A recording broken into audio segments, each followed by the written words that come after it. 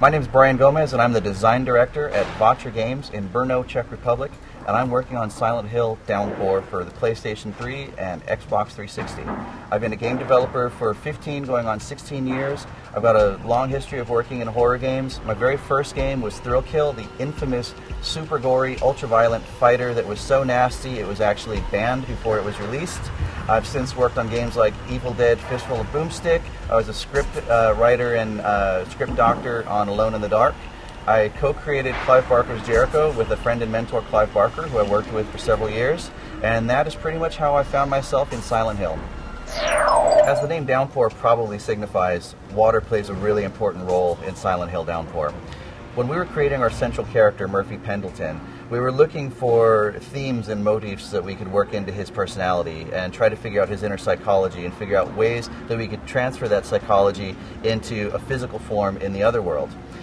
Murphy is a mutable character. He's changeable. He's been influenced by some negative forces in his life, and it sent him down some wrong paths. And he's also got a duality to his personality. He's a caring family man, but he's also got a dark side. And we thought water was a perfect element to illustrate that.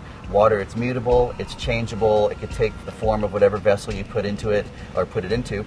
And it's also got a dark side. As we've seen, water is not only life-giving, but it can be incredibly destructive.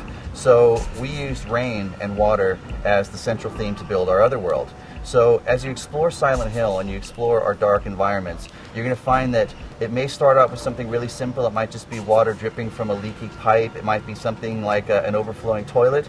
But as the water starts entering the environment and the water level starts getting stronger, basically what you're starting to see is the encroachment of the other world. So it's a signal to the player that they're starting to get close to one of the other world segments. When you're walking around outside in the exterior sections of the town, which tends to be a much more free-roaming experience around a large Silent Hill town area, the weather actually changes dynamically. So as the storm clouds start to gather and that ubiquitous fog that we all know and love from Silent Hill is getting thicker, the rain starts to fall, and maybe it's just a light drizzle at first, but then it starts getting heavier and heavier. And basically the worse the weather gets and the more water starts falling, the more danger Murphy finds himself in. So as Murphy's own mental state starts to deteriorate, the weather starts to reflect his own mental state deteriorating, and thus Murphy's inner demons start manifesting in a physical form. So basically when you're walking around Silent Hill and it starts to rain, you better get some shelter. In Silent Hill Downpour, you're going to get the opportunity to explore a previously unseen corner of the town. It's going to be an area that's 5 times larger roughly than any other scene or area that you've ever seen in a previous Silent Hill game. Now, when we went about exploring the environments and figuring out what levels we wanted to build, we wanted to find areas of the town that would make the player feel most vulnerable. So we went into our own past memories, and we tried to identify places that made us feel the most vulnerable and made us feel like we were the most threatened. So we looked at things like horror movies, horror fiction, comic books, things like that, and we identified some of the places that tend to come up in the genre quite a bit. Places like deserted subway stations or deserted classrooms at night. I mean, some of your worst childhood memories probably took place in a classroom. So you'll start to see environments like that creeping into this Silent Hill. Areas like movie theaters, deserted bathrooms, places like that, we managed to work into all of our levels. We also wanted to explore the duality of Silent Hill as a resort town. See, if you know the background of the town, if you're a normal person and you don't have a lot of guilt or sins weighing on your conscience and you go to Silent Hill, you'll find that it's actually a really charming New England lakeside town. But if you go there and you have a lot of guilt and sin pressing on you, it's quite a different place. But we wanted to see what happens when you take those charming little lakeside towns features and put it through the other world and see what happens when you get the dark version of the town. So in this game, you're going to be able to explore places like the boardwalk along the lakeside, and one of the major tourist attractions previously unseen is called Devil's Pit. Devil's Pit is a massive underground cave system with a huge drop-off that Murphy gets to explore in quite a lot of detail. And it also gets to get into the coal mining history of Silent Hill, so you have a little bit of the dark, creepy mines as well to explore. So whether you like the happy seaside or lakeside resort side, or you're after more of the other world, we hope that as Murphy's Guides, you'll find some part of Silent Hill that inspires you. Like all great Silent Hill games, of course Silent Hill Downpour is going to feature multiple endings. Murphy is a guy that has done some bad things in his life, and he knows what he's done that sent him to prison, and he also knows what it is that sent him to Silent Hill. But as the player, it's going to be your job to figure out what is it that's troubling Murphy, and why is he going through this extreme form of psychotherapy that we call Silent Hill. Depending on certain key moral decisions that you help Murphy make throughout the game is going to determine which ending you get. I won't tell you how many endings there are, but there's more than just a few of them. And depending on the actions that you have Murphy take in the game will determine which ending you get to see. So at the end, you may get a happy ending where we realize that Murphy's just a poor, troubled anti-hero that's maybe made a few mistakes.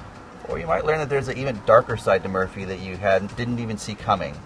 And of course, for those completionist fans out there might even be a tongue-in-cheek joke ending hidden in there somewhere if you're really diligent and look for it. Developing Silent Hill Downpour in the Czech Republic was an experience that I was totally unprepared for. I'm a Los Angeles native, and I've traveled around Europe, but I had never been over to Eastern Europe before. It's 27 hours door-to-door from where I live in Los Angeles over to Vatra Studios, so it's a long way to travel. And when I got there, I found that this was actually, the Southern Moravian region is actually home to some of the most beloved stories that I have from horror fiction. The vampire, Gollum, lots of stories about witchcraft and ghosts. A lot of that folklore actually comes right out of that region. Within driving distance of Vatra Studios, for example, is Elizabeth Bathory's castle. Those of you that are into vampire fiction know that Elizabeth Bathory was the famous blood countess that sacrificed thousands of virgins so that she could bathe in their blood. This is a countryside that is steeped in that kind of horror folklore. And these guys that I work with at Vatra have grown up with these stories their entire lives. This was their bedtime stories. So I felt really confident that the Czechs could definitely pull off horror. And the whole atmosphere around our studio in Brno totally feeds into that. I mean, if you don't get off of our train that takes us to work and you go one stop too far, you end up at the crematorium. If you walk across the street, you'll find that the studio sits right beside a massive Eastern European cemetery. And if you've never been in an Eastern European cemetery, I highly recommend it. It is a creepy place. So the guys at the Vatra studio are totally surrounded by a horror atmosphere 24 hours a day, and that just totally helped us create Silent Hill Downpour. Vatra is a multinational studio. Now, of course, being based in the Czech Republic, a lot of our teammates are homegrown. But we also have people from all over the world that have come to work on Silent Hill and be a part of this great franchise. So besides myself being an American, we also have our writer, Tom Waltz, who's an excellent writer who worked on the really popular Silent Hill graphic novels. We got American composer Dan Licht, who you might know from the Dexter series. We've got him on board as well. We've also have several developers representing the UK, Germany, Russia, South Africa even. So we have quite a few people, a very diverse studio, and those people have all brought their own mythologies and their own folklore that they've grown up with and added that sort of to the DNA of our game. And I think it's really going to come through when you see the various side quests and the different subtle nuances of our story. Now, there was some controversy early on because Downpour wasn't being made by a Japanese developer. But if you look at the entire history of horror fiction, the Japanese have definitely carved out their own niche. They've definitely put a new spin on it and reinvigorated horror at a time when, in the West, in America, we were sort of fixated on serial killers with Freddy Krueger and Jason and things like that. While we were making those slasher films, Japan was making really smart, intelligent psychological horror. Movies such as the original Ringu. I once asked Clive Barker, what's the scariest movie you've ever seen? And he handed me a DVD of a film called Audition. And I've never been the same since. I've never seen any film like Audition ever since that. So the Japanese definitely know horror. But if you look at the whole wide breadth of horror, you'll find that some of the earliest surrealist and expressionist films that came out of Europe created some of the hallmarks of Japanese horror. So the use of contrasting lighting, light and dark, and the use of shadows and the starkness of the environments. A lot of that got its start in European early cinema. Things like the Frenchman Jean Cocteau's films or the original silent Nosferatu from Germany. A lot of that imagery, if you go back and look at those early films, have made their way into Japanese cinema.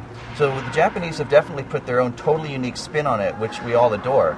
But I think you'll find that the Europeans can also do horror.